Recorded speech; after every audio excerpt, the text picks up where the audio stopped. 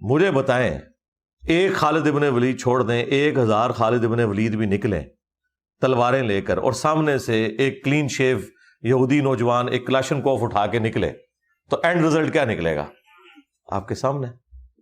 کتنے جذباتی جملے جی. بارڈر کھول دیں ہم نے وہاں جانا ہے جی, کیا کریں گے جا کے؟ جمعہ پڑھنا ہے جی جا کے ہوتے اسی تھے تھوڑا جنازہ پڑھیں گے, پھر ڈنڈے اٹھا کے جمعہ پڑھنے جا رہے ہیں آپ. اور آج کے اس دور کے اندر اس طریقے سے جہاد اور قتال ہوتا ہے؟ مجھے بتائیں. پروفیشنل آرمیز چاہیے, جدید اسلحہ ہے. اور اسی پہ میں نے بات کی, کچھ لوگوں نے میرے خلاف کلپ بنا دی ہے جی یہ تو خالد ابن ولید رضی اللہ تعالیٰ کی گستاخی کر دی ہے.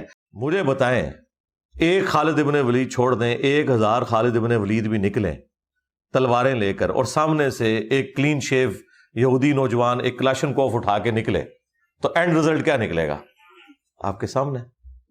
جن لوگوں کا صحابہ اور اہل بیت سے کوئی لینا دینا نہیں, جو اپنے بزرگوں کے پجاری ہیں, وہ ہمیں بتا رہے ہیں کہ خالد بن ولید کی گستاخی کر رہے. تمہارا خالد بن ولید سے کیا لینا دینا؟ تم لوگوں نے تو اپنے فرقوں کے نام انڈیا کے شہروں میں رکھے ہوئے ہیں, دیوبند اور بریلی. ہاں, صحابہ کرام کا تو ذکر دور دور تک تمہاری نسبتوں میں نہیں ہے. تم تو قادری ہو, چشتی ہو, نقشبندی ہو, کوئی زیادہ چھلانگ مار لو, حنفی شافعی مالکی حنبلی ہو. کسی فرقے نے اپنا نام جو ہے وہ صدیقی نہیں رکھا ہوا, فاروقی نہیں رکھا ہوا, عثمانی نہیں رکھا ہوا, علوی نہیں رکھا ہوا. تمہارا صحابہ سے کیا لینا دینا؟ نہ سمجھ تو. ہاں, صحابہ اکرام کی گستاخی کر دی. بابیاں دے پجاری سانو, صحابہ والے تو ہم ہیں, آل البیت والے تو ہم ہیں, تمہارا کیا لینا دینا ان کے ساتھ؟ تو میں نے یہ سمجھانے کے لیے بات کی تھی. لوگوں نے کلپ بنا دی تھی خالد بن ولید کی گستاخی کر دی. میں نے بتایا تھا اللہ کے بندو, جب رومن جنرل آیا سامنے سے تو خالد بن ولید بھی ایک تلوار اور ڈھال لے کے اترے ہیں سامنے سے, وہ بھی گھوڑے پر ایک تلوار اور ڈھال لے کے آئے. تلوار کا مقابلہ تلوار سے ہوتا تھا. تعداد ضرور کم تھی مسلمانوں کی, لیکن ایک تلوار کے بدلے میں سامنے ایک تلوار ہوتی تھی. اب آپ نے مجھے غزوہ بدر و احد کی مثالیں نہیں دینی. وہ نبی الاسلام کی موجودگی میں ایک اللہ تعالیٰ کی غیبی مدد تھی. وہ والا معاملہ بعد میں نہیں اس طریقے سے چلا. بعد میں بہت بڑی قربانیاں مسلمانوں کو دینی پڑی ہیں. وہ پھر اللہ نے اسباب کے ساتھ معاملہ جوڑا ہوا ہے. فرشتے اسی وقت ہی اترے ہیں.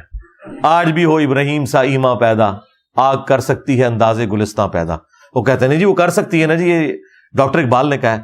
بھئی ڈاکٹر اقبال کے شعر کو میں یوں سمجھوں کہ چونکہ آج ابراہیم جیسا ایمان ہو ہی نہیں سکتا, آگ بھی ٹھنڈی ہو ہی نہیں سکتی, ابراہیم جیسا ایمان کہاں سے آ سکتا ہے؟ ہاں, صحابہ کرام جو ہے وہ تیل کے کڑاؤں میں زندہ روسٹ کر دیے گئے ہیں, ان کے لیے آگ کوئی ٹھنڈی نہیں ہوئی ہے. یار خدا کے لیے اس طرح نہ کریں. تو میں نے یہ کہا تھا کہ یہ نہیں ہو سکتا کہ بھئی 1000 خالد ابن ولید ہوں اور سامنے سے ایک کلین شیو یہودی کلاشنکوف یا لیزر گائیڈڈ گن لے کے آ جائے. تو کیا تلوار کے اوپر کوئی گولی روک سکتا ہے؟ تو اس کے لیے لیٹسٹ اسلحے کی ضرورت ہے, وہ آپ کو تیار کرنا پڑے گا. نبی الاسلام نے اس زمانے میں, بخاری مسلم میں حدیث ہے, آپ نے فرمایا آگاہ ہو جاؤ طاقت پھینکے ہوئے ہتھیاروں میں ہے. آج تک یہ حدیث ویلڈ ہے اسی طریقے سے. اس زمانے میں تیر تھے, کیونکہ تلوار والا تو قریب آئے گا نہیں اگر سامنے سے تیر آ گئے. یہ منگولوں نے پوری دنیا جو فتح کی ہے تیر کے اوپر تو کی ہے. یہ تیر کے جتنے ڈیزائن تھے لیٹسٹ انہوں نے ہی بنائے ہوئے تھے.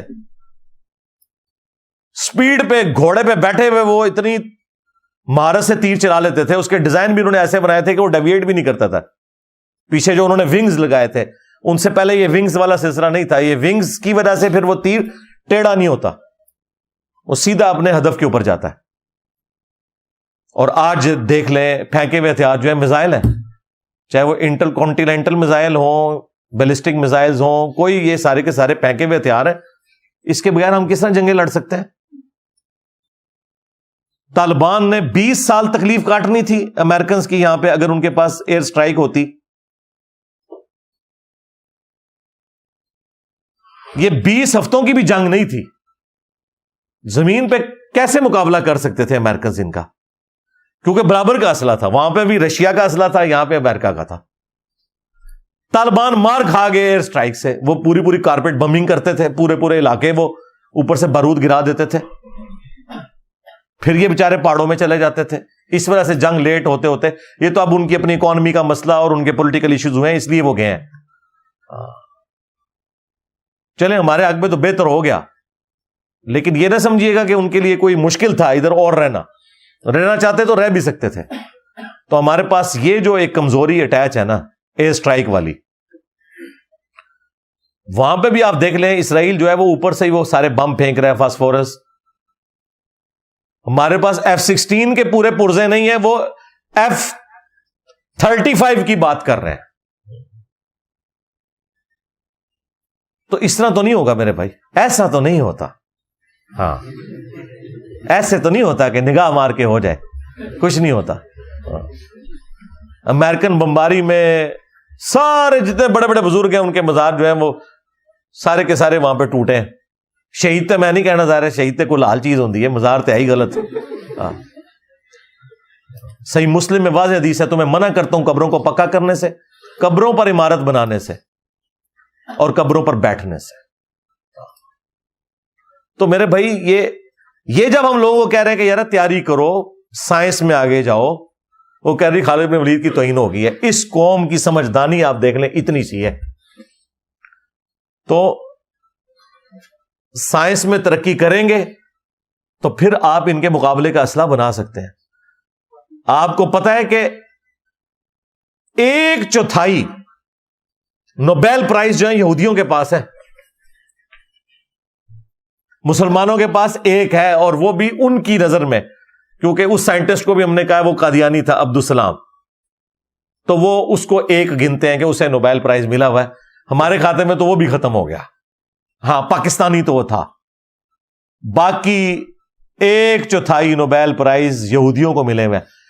مذہبی اپنی جگہ, سائنس میں بھی ان کی ترقی آپ دیکھ لیں اپنی جگہ موجود ہے. تو دیکھ لیں آج دنیا کو وہ پھر آنکھیں اس لیے دکھا رہے ہیں, اور کب سے دکھانی شروع کی ہیں, 1948 میں, پھر 1967 میں سارے عرب ملکوں کو اکیلے اسرائیل نے شکست دے دی. ابھی بھی اگر آپ دیکھیں تو مجھے تو صورتحال کوئی اتنی اچھی نظر نہیں آ رہی ہے. ہم دعا ضرور کر رہے ہیں, اور اتنی جلدی معاملات سیٹل ہوتے ہوئے بھی نظر نہیں آ رہے. تو اگر طاقت ہوگی, ہم سائنس اور ٹیکنالوجی میں ترقی کریں گے, تو پھر انشاءاللہ تعالی ہم اپنے مسلمان بھائیوں کے لیے ویسی مدد کر سکتے ہیں جو آرمڈ کنفلکٹ میں مدد کی ضرورت ہے.